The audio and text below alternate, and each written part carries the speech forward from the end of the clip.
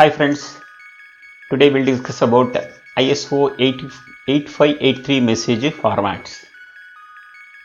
So what is ISO? International Organization for Standards.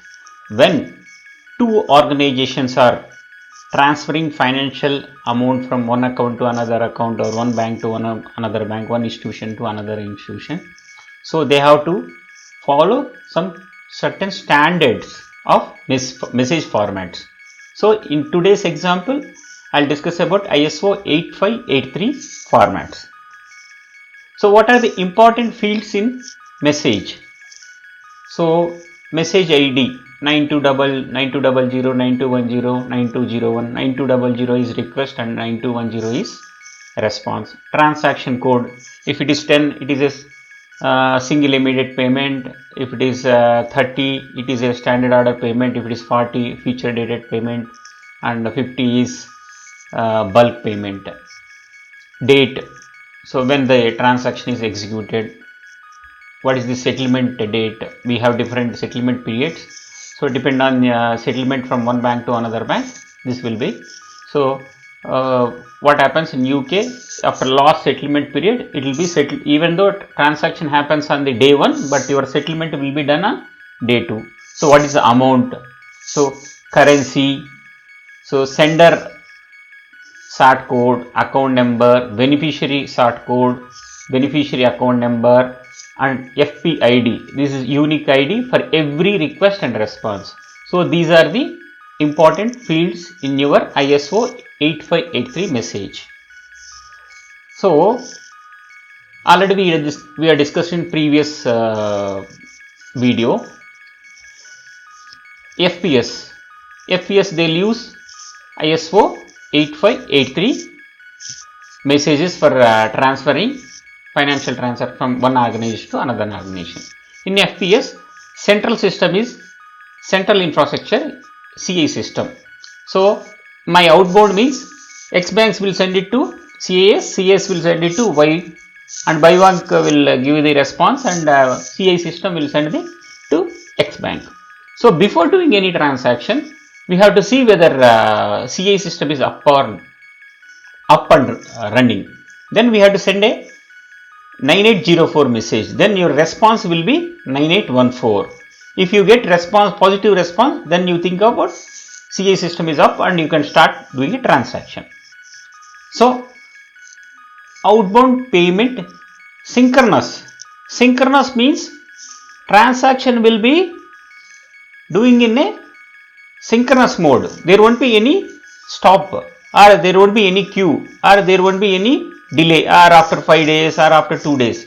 So synchronous means both the systems will be in sync and your transaction will be completed immediately in near real time. So when you are sending an outbound payment, always your request will be 9200 and your response will be 9210. From X bank it will go to CA, from CA it will go to Y bank, so Y bank will send the response. Outbound payment asynchronous. Asynchronous means it is not full cycle. It will go to up to one level, then it will stop here. For example, your feature dated payment. Today you are requesting and your feature dated payment will happen after 2 days. What will happen? X bank will send a request to CA system. CA system what will do? It will keep the transaction with CA system up to execution day. So it will be in queue. On execution day, this transaction will be successful. Then you will get a response to X bank. So same way inbound synchronous. So when you receive a request message from Y bank, it is a synchronous system. Immediately you will send 9210 response, whether it may be accepted or rejected, whatever it may be. You have to send it in a synchronous. There should not be any halt. Asynchronous, same thing. Other bank will send it to CA system. CA system will keep it in queue. On execution day, it will be sent to X bank. These are the inbound asynchronous payment. So what will happen? Inbound payment reversal. So payment reversal means initially you should have a success transaction, then you can go for a reversal. In my example, there was inbound from Y Bank. So initially it was a request for 9200 from Y Bank, and we sent it a 9210 as a response from X Bank. Then afterwards I received a reversal message. So reversal message will be 929420 and response will be 9430. All these formats are important when you are testing and when you are executing. So depend on scenario whether the same message is executed or it has gone to other bank, you have to verify these message formats. What is repeat message?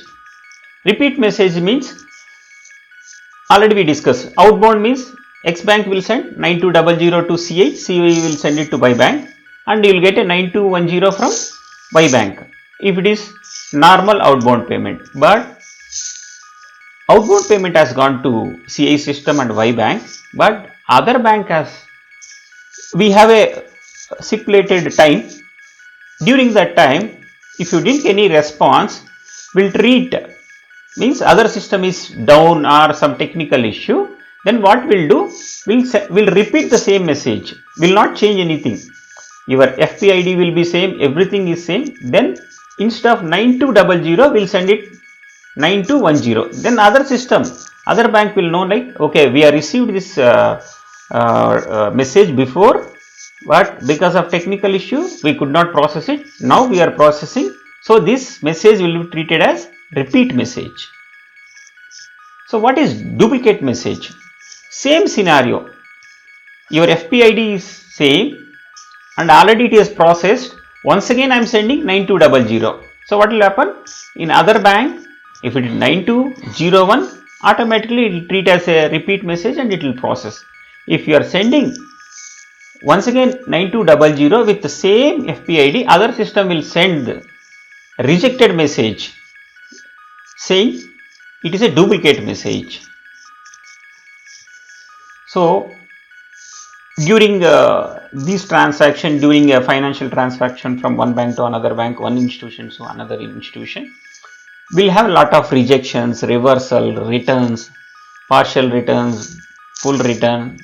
So during this period, CI will send a administrative message to bank, like certain transaction is rejected by other bank.